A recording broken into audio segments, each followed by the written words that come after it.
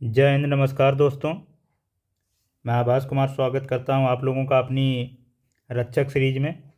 और ये UP home guard, दरोगा और कांस्टेबल भर्ती, ये तीनों के लिए है।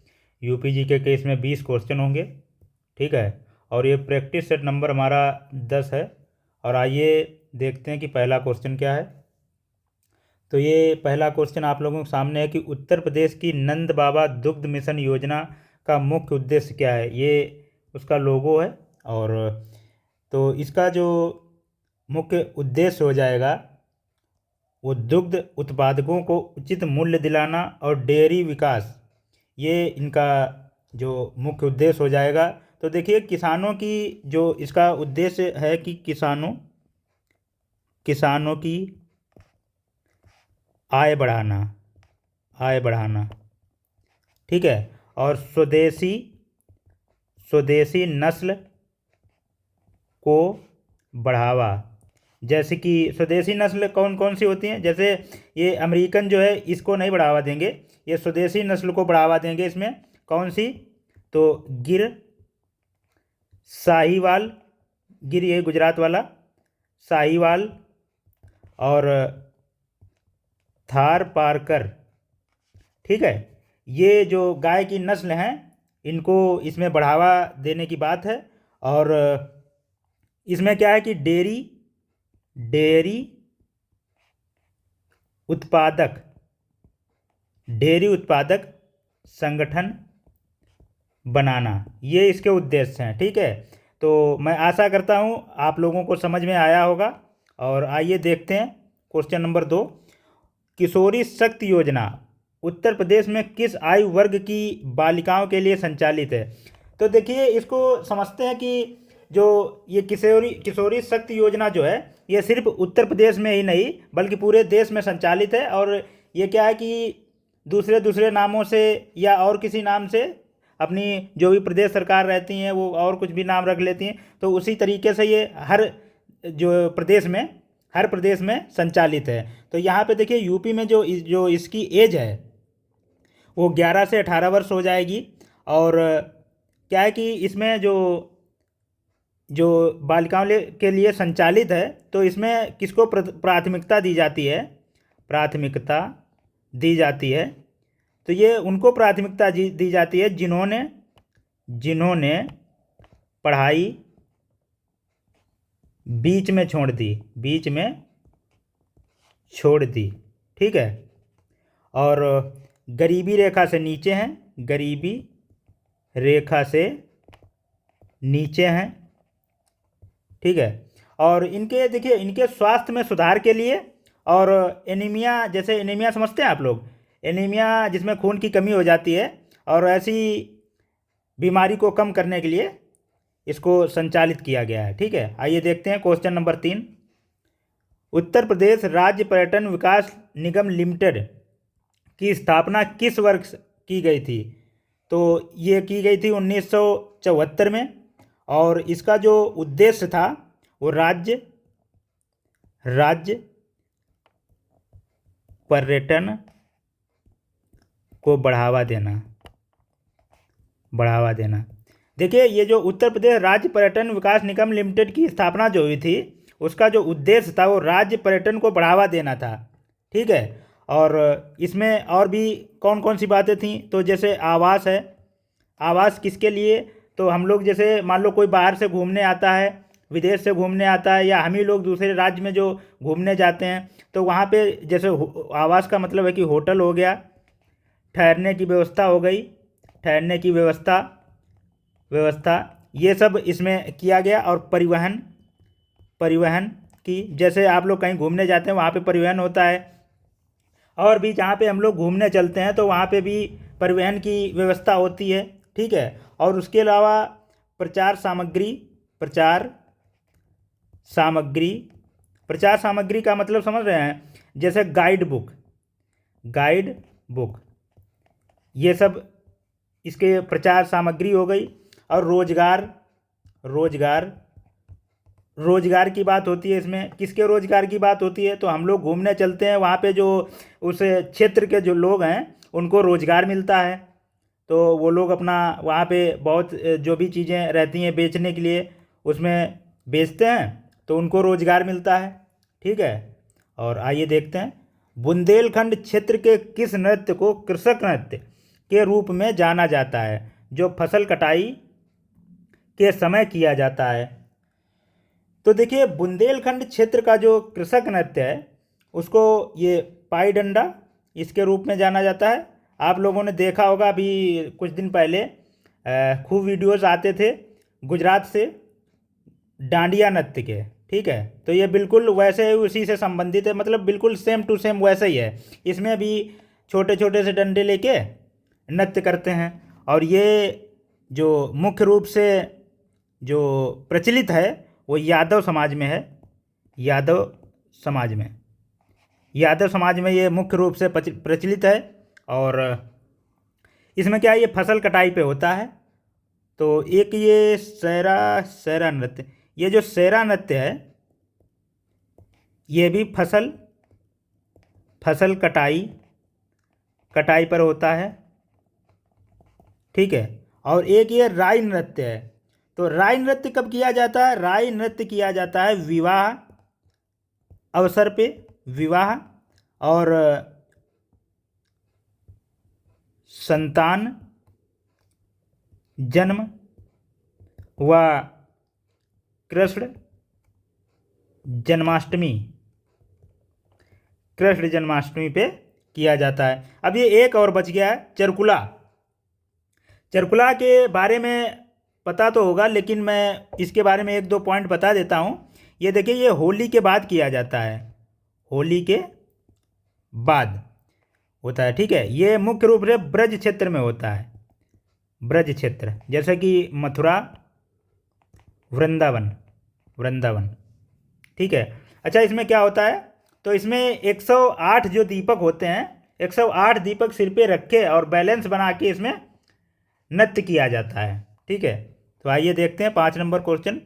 उत्तर प्रदेश का वह एकमात्र जिला कौन सा है जिसकी सीमाएं 3 देशों नेपाल के पास होने के साथ साथ उत्तराखंड और हरियाणा दोनों को स्पर्श करती हैं? तो ये सहारनपुर हो जाएगा।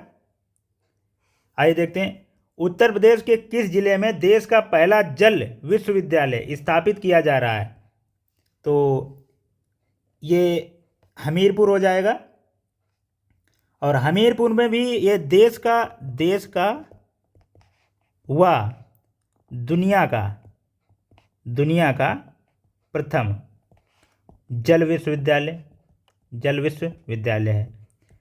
ये केवल यूपी का ही नहीं, देश का नहीं, दुनिया का ही ये पहला जल विश्वविद्यालय है। और यहाँ पे क्या की, इसकी जो शुरुआत की है, शुरुआत जो की है वो स्वीडन के एक वैज्ञानिक हैं। ठीक है, कौन? प्रोफेसर रविकांत पाठक। यार, इनका नाम सुन के ऐसा नहीं लग रहा कि इंडिया के ही हैं, लेकिन पता नहीं भाई अब क्या सिस्टम है। और इनके जो साथ में हैं वो जल योद्धा के नाम से प्रसिद्ध हैं, उनका नाम है रविकांत पाठक। ठीक है, नहीं, ये स्वीडन के जो हैं ये रविकांत पाठक हैं। और ठीक है, तो ये जल योद्धा जो हैं ये उमा शंकर पांडे। हाँ, ठीक है, तो आइए देखते हैं क्वेश्चन नंबर 7। उत्तर प्रदेश के किस क्षेत्र को उत्तर वैदिक काल में मध्य देश कहा जाता था? तो मध्य देश किसे कहा जाता था? ये कहा जाता था कुरु पांचाल क्षेत्र को। तो ये कब की बात है?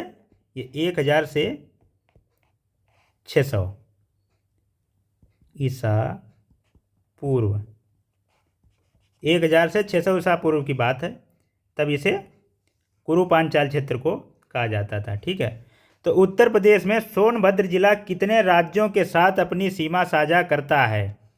तो कितने राज्यों के साथ सीमा साझा करता है? ये करता है 4 राज्यों के साथ। कौन कौन से राज्य हैं? तो ये पहला जो हो जाएगा वो एमपी हो जाएगा, मतलब कि मध्य प्रदेश। अच्छा, एमपी किस साइड में? तो पश्चिम में, पश्चिम में। दूसरे नंबर पे हो जाएगा छत्तीसगढ़, छत्तीसगढ़, छत्तीसगढ़। दक्षिण में, दक्षिण में नंबर 3 हो जाएगा झारखंड, झारखंड। और दक्षिण पूर्व में नंबर 4 पे हो जाएगा बिहार। ये पूर्व व उत्तर पूर्व में हो जाएगा। तो देखते हैं 9 नंबर क्वेश्चन। उत्तर प्रदेश के किस प्राचीन स्थल से धान की खेती के विश्व के सबसे पुराने साक्ष्य लगभग 7000 से 6000 ईसा पूर्व प्राप्त हुए हैं? देखिए, ये बड़ा ही बढ़िया ये जो खोज हुई है, बड़ी ही अच्छी खोज हुई है। इससे पहले हम लोग भी और भी सभी जो इसकी खोज मानते थे धान की, वो चीन को मानते थे। ठीक है, कि चीन में हुई थी खोज इससे पहले। तो अभी तक तो चीन को ही मानते थे, लेकिन उसके बाद जब इसको मानते हैं लौरा देव को। ठीक है, ये लौरा देव को मानते हैं, लौरा देव संत कबीर नगर।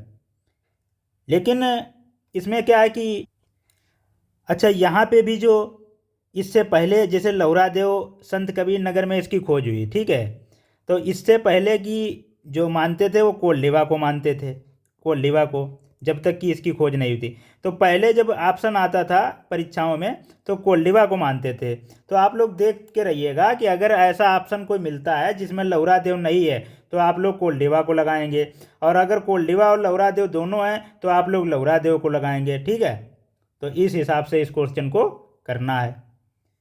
उत्तर प्रदेश में प्रथम निर्यात संवर्धन औद्योगिक पार्क कहाँ स्थापित किया गया था? यह आप लोगों को मैं बता चुका हूँ, ग्रेटर नोएडा में, उस दिन क्लास में बताया था। और ग्रेटर नोएडा में स्थापित है। इसमें वही अपना जो यार मोबाइल और इन सब चीज़ों के जो पुर्जे वगैरह और हर चीज़ के बारे में अपना यहाँ पे कंपनियाँ वगैरह लगेंगी, विदेशी भी, और उसी से संबंधित है ये। 1858 में महारानी विक्टोरिया का घोषणा पत्र उत्तर प्रदेश के किस पार्क में पढ़ा गया था? तो ये किस पार्क में पढ़ा गया था? ये पढ़ा गया था Minto park, Minto park Allahabad में। और ये 1858 जो है, 1858, इसमें जो डेट हो जाएगी वो मेरे हिसाब से 1 नवंबर, 1 नवंबर 1858 को जो इसमें पढ़ा गया था। और इसी जो ये मिंटो पार्क जो इलाहाबाद है, इसका वर्तमान में जो नाम है, वर्तमान जो नाम है वो मदन मोहन मालवीय पार्क। ठीक है, इसका वर्तमान में ये नाम है। अच्छा, इसे पढ़ा किसने था? तो इसे पढ़ा था कैनिंग, कैनिंग ने। और आप लोगों को इससे संबंधित एक बड़ा ही अच्छा जो अच्छी चीज़ है वो इसमें एक तथ्य हम जोड़ना चाहेंगे। इस इलाहाबाद को एक दिन की भारत की राजधानी बनाया गया था। एक दिन की, इसी दिन एक दिन की भारत की राजधानी बनाया गया था, बनाया गया था। शायद इससे पहले आपको नहीं पता होगी ये चीज़। उत्तर प्रदेश विधानसभा के प्रथम गैर कांग्रेसी अध्यक्ष कौन थे? तो देखिए, इसमें जो ये बनारसी दास सही हो जाएगा। और हालांकि बहुत सी जगह पे या बहुत सी मैंने 2-4 जगह ऐसे पढ़ा है कि राजर्षि पुरुषोत्तम दास टंडन जी लिखा है, लेकिन ये जो थे ये सक्रिय सदस्य थे कांग्रेस के। ठीक है, तो आइए देखते हैं। और ये बनारसी दास जो हैं ये 1977 79 तक रहा। ठीक है, तो आइए देखते हैं क्वेश्चन नंबर 13। उत्तर प्रदेश के किस स्थान पर भारतीय हथकरघा तकनीक संस्थान IITH स्थित है? तो कहाँ पे स्थित है ये स्थित है वाराणसी चौका घाट। ठीक है, ये किस लिए स्थित, मतलब यहाँ पे बनाया गया है? तो ये हथकरघा क्षेत्र को बढ़ावा और प्रशिक्षण देना और हथकरघा क्षेत्र में डिप्लोमा डिप्लोमा डिप्लोमा देना। ठीक है, डिप्लोमा कोर्स होता है यहाँ पे और हथकरघा को बढ़ावा दिया जाता है। बढ़ावा देने के लिए इसको स्थापित किया गया है। तो आइए देखते हैं क्वेश्चन नंबर 14। उत्तर प्रदेश के किस स्थान पर भीतरी स्तंभ लेख स्थित है जो गुप्त शासक स्कंद गुप्त की हूड़ों पर विजय का विवरण देता है?